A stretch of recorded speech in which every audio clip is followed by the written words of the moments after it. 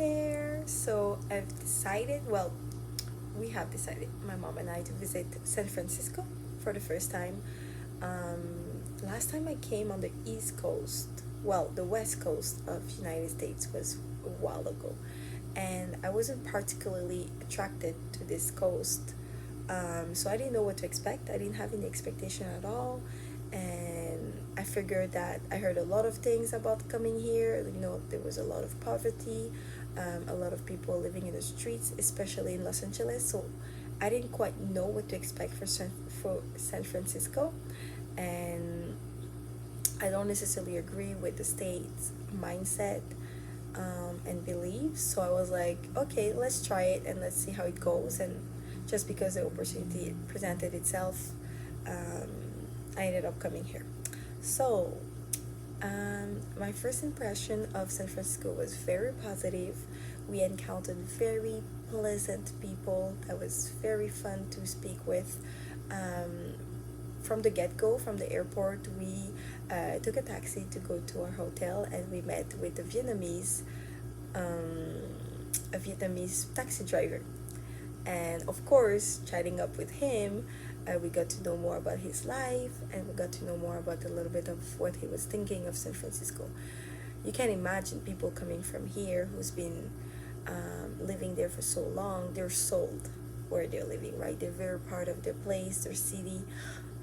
They enjoy themselves there. So it was very obvious that the guy, for him, was like his home, right? Because he's been living in San Francisco for 30 years. He moved in here because his parent moved there, and he was very kind. He had a strong accent still after all those years, but he was very kind with all this knowledge he was sharing with us. He's living in the middle of San Francisco, of the city. However, he told us that the prices of rent, it's exploding, like, and that's where you see a little bit of the difficulties in terms of rent and in terms of the cost of living on the West Coast compared to the East. They even said that the rent was more expensive than New York City. That just shows you how it's crazy. As a tourist, obviously, we won't have to be affected by it necessarily just because we're not living here, but just the hotel prices was quite expensive, just even for a very mere or mediocre quality. It would go around, like, I think 150 200 US dollars a night. So that shows you the cost of living in terms of accommodation. Anyhow, so he said for a very modest two-bedroom apartment, guys, was about $5,000 per month. This is just crazy. And that he got the chance to stay where he is right now and to live there because of rent control.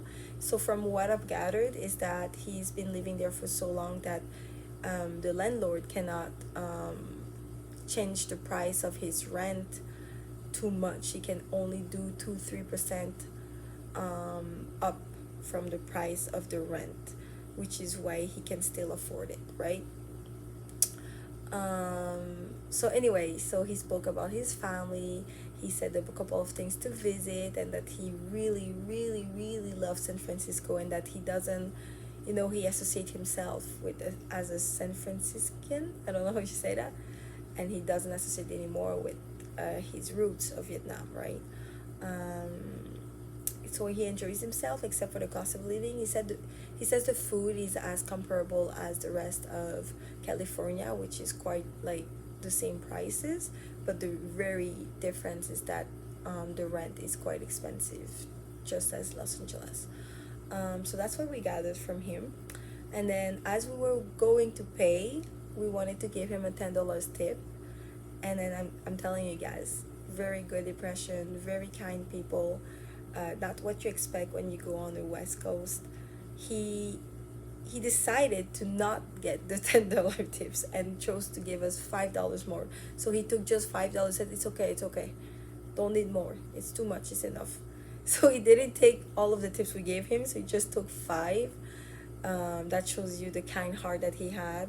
Very kind for us. He took our luggage, brought it to the lobby, and then even rang the door for us and made sure that we were in. So that was very nice. We arrived at night, so I couldn't tell how was the street, so if it felt, secure or dangerous or whatsoever. But I really felt good and comfortable coming out of there, no problem.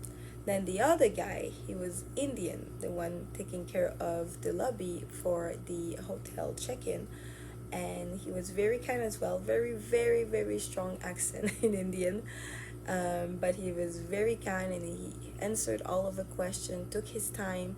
Like a lot of places we visited, you could tell that they're forcing themselves, or just being impatient, or they're not customer oriented.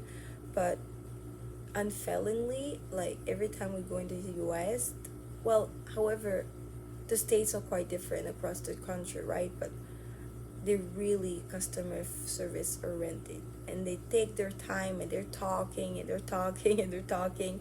So the hotel room is quite okay, standard, like we feel good. And so that was my first night coming in, and it was very positive and a very good impression, right? So I didn't have any bad feeling or bad impression about the people we met or how we felt about it. So that was pretty good. And then I'll be showing you some videos across the different days of my trip, with a little bit of what I've learned in comments through it. All right. Say hi, Mom.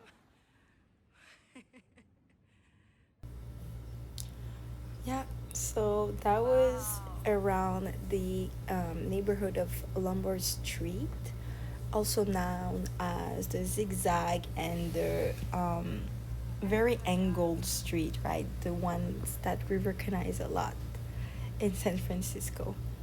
I was pleasantly surprised by how the buildings were so beautiful and colorful, and even more impressed by the greens, like the trees and the plants. Like if you really notice it, it looks so pretty and exotic, in the sense that I don't see this kind of trees and shapes of plants and flowers um, anywhere, like in New York or any other places I've visited.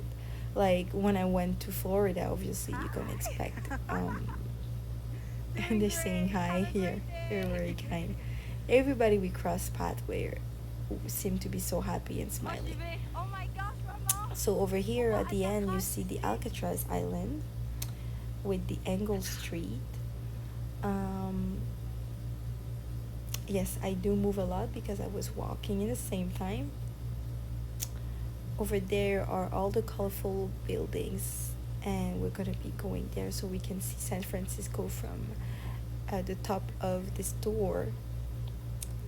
The sea, the water, the Pacific Ocean, and again the Alcatraz Island.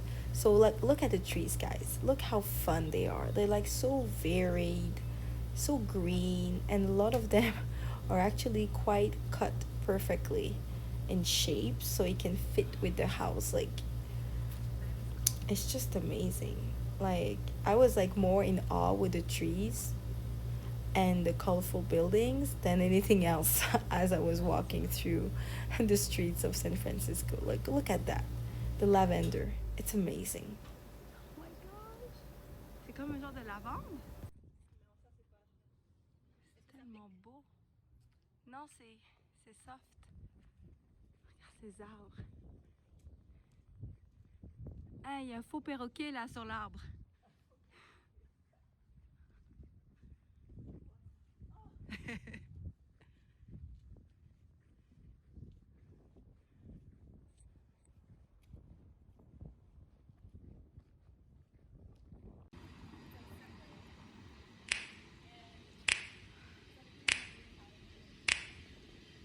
You know just what you do to me.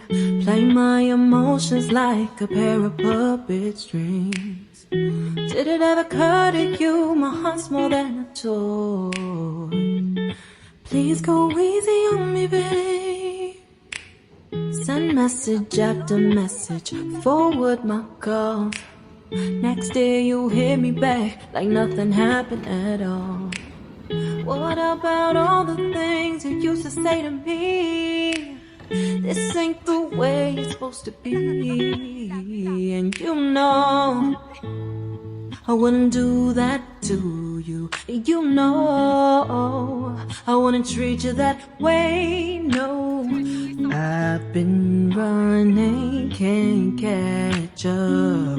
Oh love, what I won't do. Oh, you got me Guys, it's the first time I'm chasing seeing the pigeon. waterfalls. Oh, you got Using me the other pigeon female. chasing waterfalls. All of the times I've been there, Trying to charm the times I pigeon. came through. I'd meet you anywhere if it brought me closer to you. Distance is killing me, you make it so hard. Won't you let me love you, babe? Used to be optimistic, these days I just don't know. Pick a fence in the valley, I hope it's losing its hold. You know them other girls won't love you like I do. Can't afford to give up on you. And you know I wouldn't do that to you. You know I wouldn't treat you that way. No, I've been running, can't catch up. Oh love, what I won't do. Oh, you got me chasing waterfalls. Oh, you got me chasing waterfalls.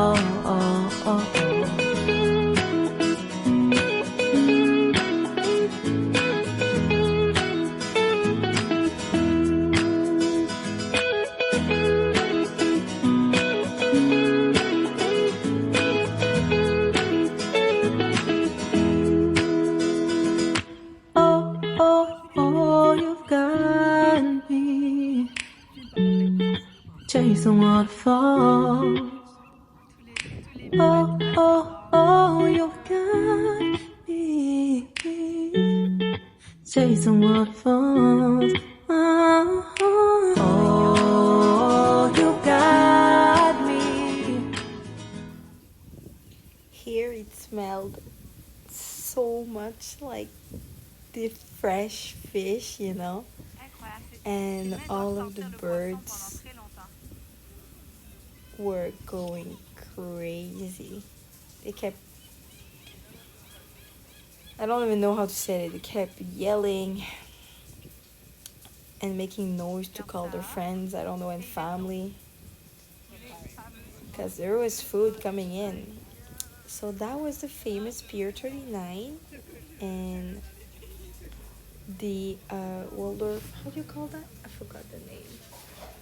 Let me see here. It is called the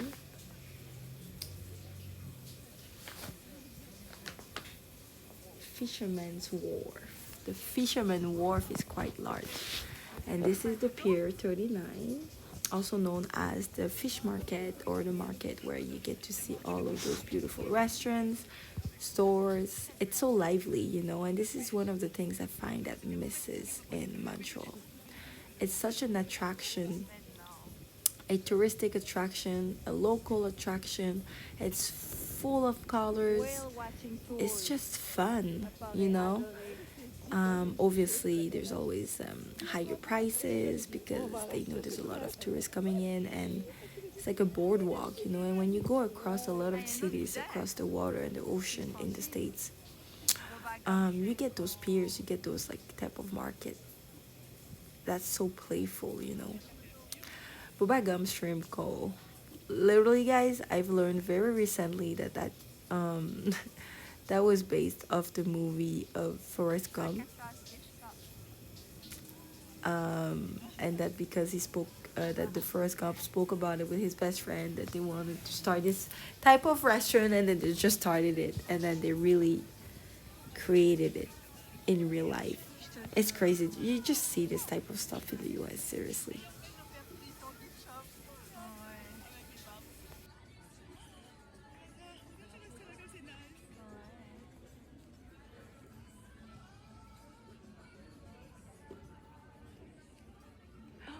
Comment c'est beau.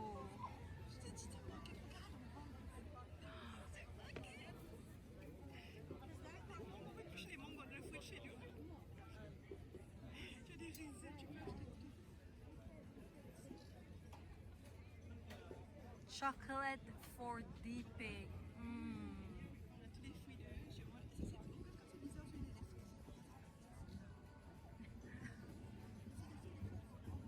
C'est des oranges, t'as.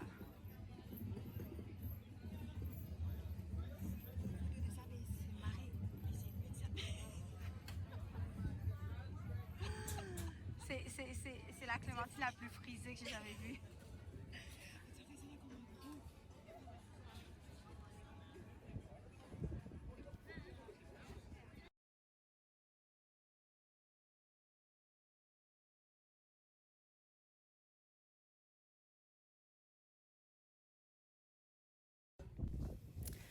That is so fun, guys. I guess some people try to recreate that from Europe and make love looks. Then you come and go sightsee some sea lions. And then you have a beautiful view at the back of San Francisco. That was so fun to watch them. Like I could have stayed there. Well, they're so lazy and just a bunch of lazy little mammals. The reason they're there is because there's a lot of food because of the fishing restaurants, I guess, and they're protected from the predators following the earthquakes, and they have chill places to relax in. So that was fun to observe.